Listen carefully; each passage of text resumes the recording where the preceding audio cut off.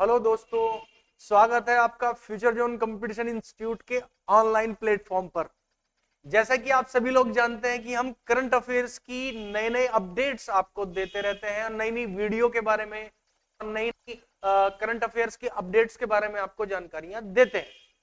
इसी संदर्भ में आज हम एक नया टॉपिक आपके सामने लेकर आए हैं जो आगामी परीक्षाओं से सीधा सीधा संबंध रखता है, और उस टॉपिक का नाम है दक्षिणी मोबुआंग बना मिजोरम का पहला ओडीएफ प्लस गांव।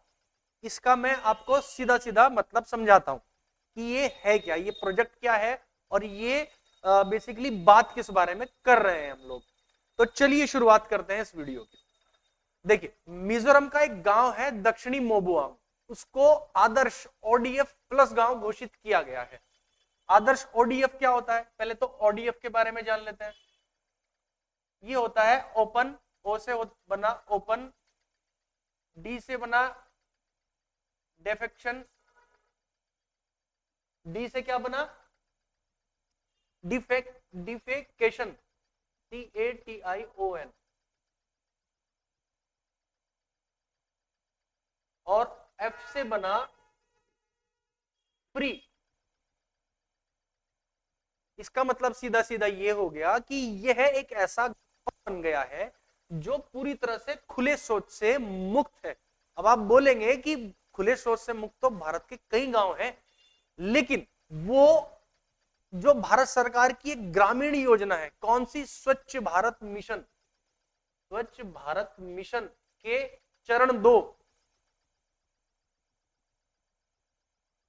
ग्रामीण स्वच्छ भारत मिशन के जो ग्रामीण है उसके मानदंडों पर कहीं ना कहीं खरा नहीं उतरती।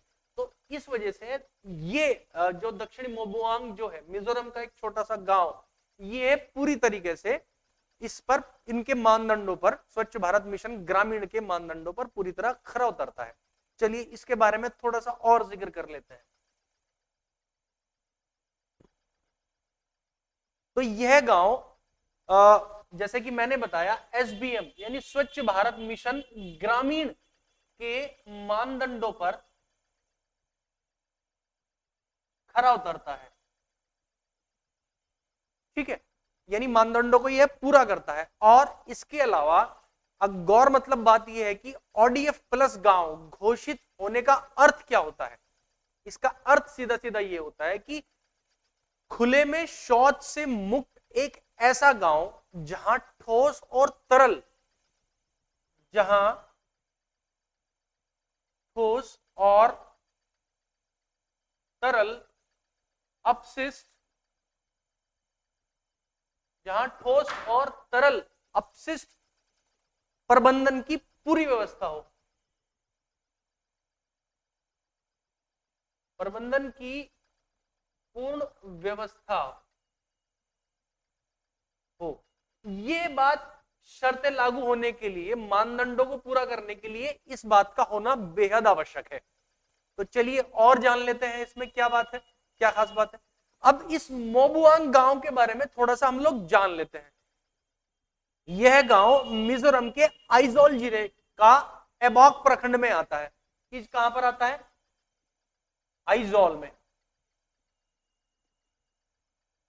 आइजोल प्रखंड में आता है।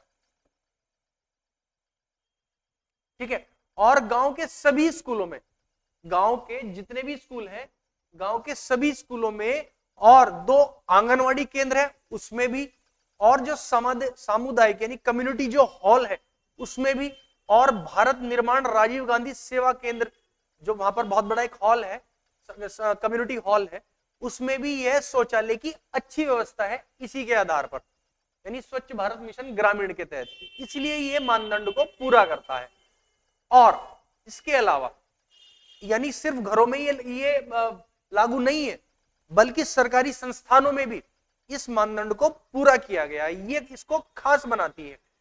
इसके अलावा इस हॉल में 2021 में इसे राष्ट्रीय पंचायत पुरस्कार से सम्मानित किया गया था। 2021 में इसे राष्ट्रीय पुरस्कार से सम्मानित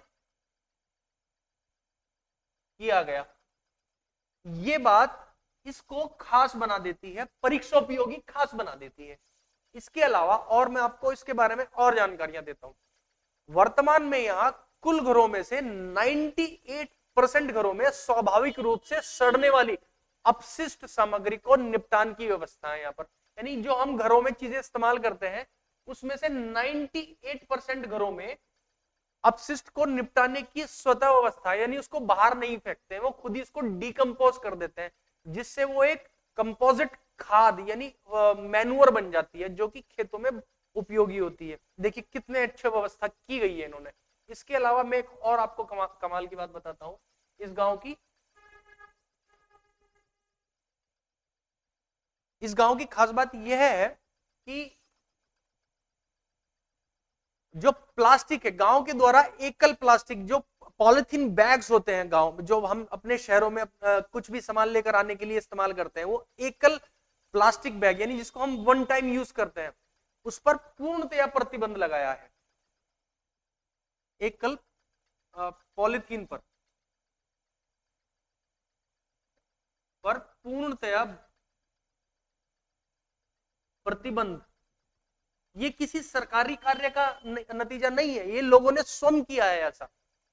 इसके अलावा प्लास्टिक अपशिष्ट संस्थान संशोधन केंद्र की शुरुआत प्रभावी प्लास्टिक निपटान प्रबंधन से की गई। इन्होंने यानी जितनी भी प्लास्टिक एकल रूप से आप लोग इस्तेमाल करते हैं, इनका बिना पर्यावरण को हानि पहुंचाए किस तरह किया जा सकता है, यहां पर भी इस तरह का एक वो बना हुआ है, एक केंद्र बना हुआ है। तो देखिए इन मायनों को ध्यान में रखते हुए 2021 में से राष्ट्रीय पुरस्कार से सम्मानित भी किया गया था। तो कितनी अच्छी जानकारी है। तो चलिए आज की जानकारी में बस इतना ही। अगली वीडियो हमें उम्मीद है कि ये वीडियो आपकी जानकारी के लिए या आपके नोट्स बनाने के लिए बहुत उपयोगी रही होगी। अगली वीडियो तक के लिए धन्यवाद। जय हिंद।